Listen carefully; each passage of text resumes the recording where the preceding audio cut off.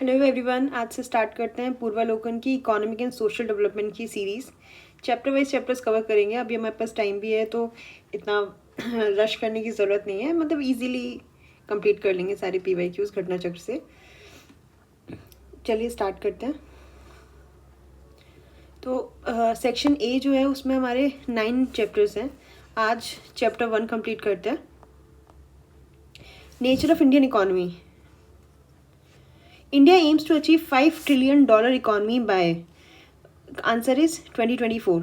ठीक है, सॉरी मैं पेन चेंज कर लो अपना।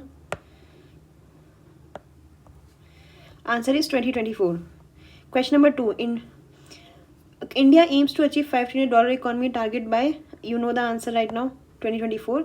ये जो 2024 का जो विजन है ये मोदी जी ने 2019 में लिया था। And with that target, India would become the third largest economy in the world. Mixed economy means, mixed economy का मतलब क्या होता है? Question number 3, where agriculture and industry are given equal importance, where public sector and private sector coexist in the national economy, where process of globalization is affected by heavy dose of Swadeshi in national economy, where center and states are equal partners in economic planning and development. Answer is B, where public and private sector both coexist in a national economy and government can intervene. ठीक है। Question number 4, mixed economy in India means, अभी हमने पढ़ा है coexistence of public and private enterprises, option is C. Question number 5, mixed economy means existence of both private and public sectors, option number B. मुझे लगता है सारे options पढ़ने की भी जरूरत नहीं है, हम क्वेश्चन को देख के आंसर कर सकते हैं। और पता है मोटिव भी यही होना चाहिए कि आप ना इतनी बार रिवाइज कर लें घटना चक्र, स्पेशली मैं सारी घटना चक्र के बारे में बात कर रही हूँ, कि क्वेश्चन देखो और आपको आंसर याद होना चाहिए, मतलब 1 लाइनर के फॉर्म में आपको घटना चक्र याद हो जानी चाहिए, क्योंकि prelims is all about remembering. ठीक है, आप कितना याद कर सकते हो और फिर कितना रिकॉल कर सकते हैं। ठीक है। Question number 6, Indian economy is, अभी हमने देखा है mix socialist capitalist Gandhian socialist economy, answer is mixed. Gandhian तो capitalist, you know where like USA we have classic example हो गया, सोशलिस्ट हो गए, सोशलिस्ट कम्युनिस्ट हमारे चाइना सोवियत हो गए, मतलब रशिया हो गया। एंड गांधीयन सोशलिस्ट इकोनॉमी जो होता है मतलब बेसिकली वो जो सेल्फ सस्टेनेंस की बात करते थे। Mixed economic system is a system that combines the aspects of both capitalism and socialism. It also allows government to interfere in economic activities in order to achieve the social aims. जबकि Gandhian socialist economy is based on decentralization, equal distribution of resources without any exploitation and violence, self-employment, self-reliance, they are the key features. वो आपने क्या history पढ़ा होगा तो आपने देखा होगा ना, गांधी जी के जो फार्म, मतलब जो फार्म्स उन्होंने क्रिएट किया था, टॉलस्टॉय फार्म हो गया या फिर साबरमती आश्रम हो गया, तो वो इसी बेसिक मॉडल पर रन किया करते थे। ठीक है। अच्छा, ये जो बॉक्स में एक्सप्लेनेशन है ना, ये मैं जानबूझ के स्किप कर रही हूँ। वैसे मैंने मेजर हाईलाइट कर लिए हैं, वो मैं रीड कर रही हूँ। मैं स्किप इसलिए कर रही हूँ क्योंकि एक तो ये बहुत स्टैटिक है, मतलब मोस्टली आप लोगों को पता होगा, मतलब इजीली पता होगा, और फिर ये बोरिंग हो जाएगा। तो अगर आप लोग बोलोगे तो मैं नेक्स्ट वीडियो से पूरा एज इट इज़ रीड करूँगी। अदरवाइज फिर मैं यही मॉडल रखूँगी कि मैं पहले से ही हाईलाइट करके रखूँगी कि इसमें से कुछ इंपॉर्टेंट है, तो मैं पहले से वही हाईलाइट करके रीड कर लिया करूँगी। ठीक है। Question number 7, which of the following is the main characteristic of Indian economy? Capitalist economy, social economy, mixed economy, none of the above. Answer you know C. अब तो आप एक्सपर्ट हो गए होंगे। Which type economy does India have? कौन सी economy India है? Socialist, Gandhian, free, mixed? Answer is mixed. It will be true, question number 9, it will be true to classify India as a food deficit economy. ऐसा होता है कि हमारे पास खाना नहीं है? No, it is not. हाँ, it was the case post independence के जो बिगिनिंग इनिशियल ईयर्स हैं, वहाँ पे ये चीज़ थी जहाँ पे हम डिपेंड करते थे हमारे इम्पोर्ट्स पर खाने के लिए भी। लेकिन thanks to green revolution and the efforts taken by the then government, answer option number B, a labour surplus economy हम बोल सकते हैं। ठीक है, क्योंकि हमारी पॉपुलेशन से भी हमें पता चलता है।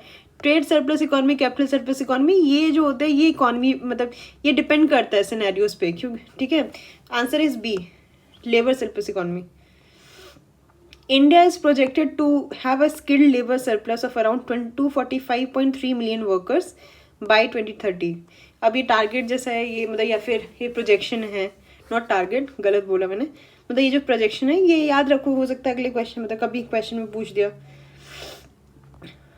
अब question number 10, an under developed economy is generally characterised by, options are low per capita income, question option 2 low rate of capital formation, option 3 low dependency ratio, option 4 work force largely in tertiary sector. मुझे मतलब अगर कोई idea भी नहीं है ना, तो option 4 तो नहीं हो सकता है, क्योंकि टर्शरी सेक्टर का मतलब क्या हो गया, सर्विस सेक्टर, और सर्विस सेक्टर की बात तो बहुत डेवलपमेंट के बाद आती है ना, ठीक है, तो ये तो नहीं हो सकता। तो मैं अगर 4 हटाऊँ, ठीक है, तो we are left with A and B. दूसरा है low per capital income, low rate of capital formation, ठीक है, 1 एंड 2 दोनों है। लो डिपेंडेंसी रेशो, यार डिपेंडेंसी रेशो लो, मतलब बेसिकली मतलब कि लो डिपेंडेंसी तो तब होगी ना जब आप इंडिपेंडेंट होंगे, ठीक है, अपने सेल्फ सस्टेन्ड होंगे, मतलब self sustain not in the Gandhian way, मतलब बेसिकली यू कैन मतलब वेरी वेल आप अपना स्टैंडर्ड ऑफ लिविंग मेंटेन कर सकते हैं, बेसिक नीड्स मेंटेन कर सकते हैं। अभी तो being a agricultural dominant country हम लोग वी आर डिपेंडेंट ना, तो इसका जो ऑप्शन होगा ना वो 1 एंड 2, तो 1 एंड 2 इज मतलब ए।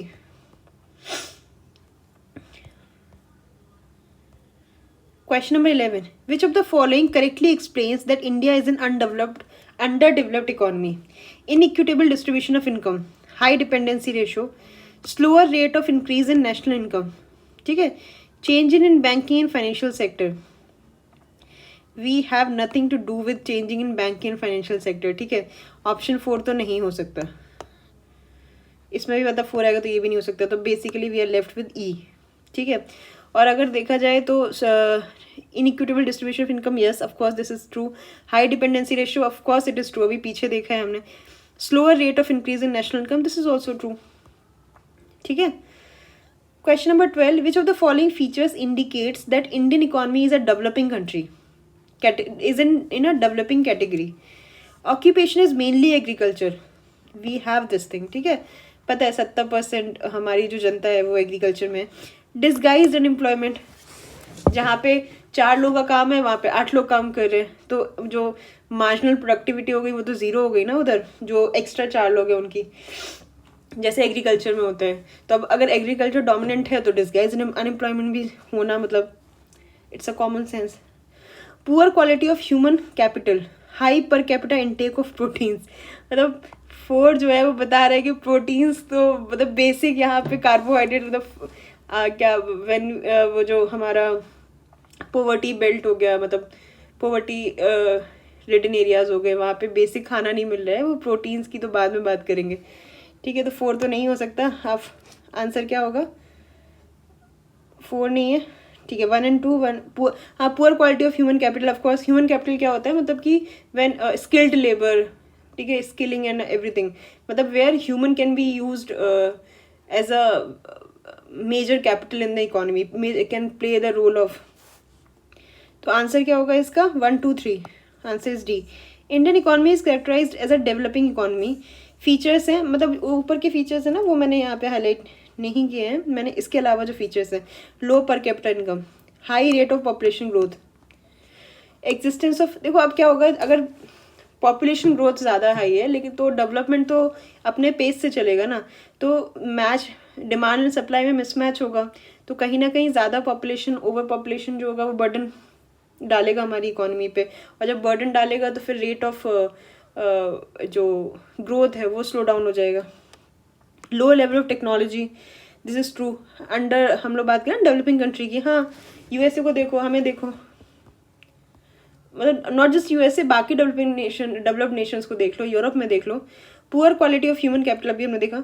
लैक ऑफ इंफ्रास्ट्रक्चर, हाँ अभी हमारे यहाँ वंदे भारत आ रहे हैं, मतलब ठीक है अभी स्टार्टिंग हुई है, जापान चले जाओ, ठीक है, बाकी यूरोप चले जाओ, दे हैव, हमारे अभी मुंबई में ये लोकल्स तो मतलब ये मेट्रो का हाल देख रहे हो, कंस्ट्रक्शन का हाल देख ही रहे हो।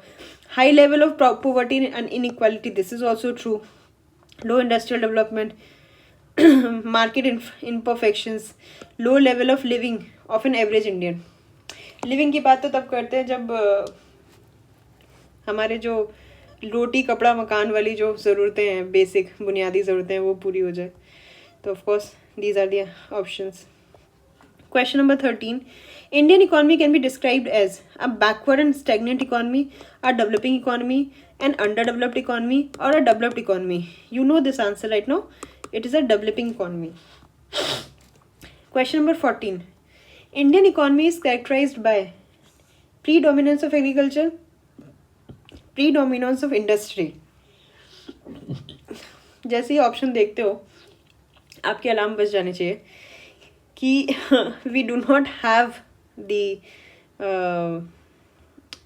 जो इंडस्ट्रियल रिवोल्यूशन है वो हमारे यहाँ आया नहीं है. ठीक है. आपको पता होगा कि one of the major drawback कि why we are lagging behind China, जबकि चाइना और इंडिया का जो इकोनॉमिक जर्नी है वो कहीं ना कहीं साथ में शुरू हुई थी, लेकिन चाइना हमसे आगे है. रीज़न भी कि इंडिया का जो बेसिक मतलब मेजर लूप होल है वो ये है कि हमने सीधा प्राइमरी सेक्टर से टर्शरी सेक्टर जंप किया. मतलब जो हमारा मैन्युफैक्चरिंग सेक्टर है वो इतना डेवलप्ड नहीं है. ठीक है. और यही रीज़न है कि हमारे इंडस्ट्रियल डेवलपमेंट नहीं हुआ है उस लेवल का जैसा चाइना में देखा गया है.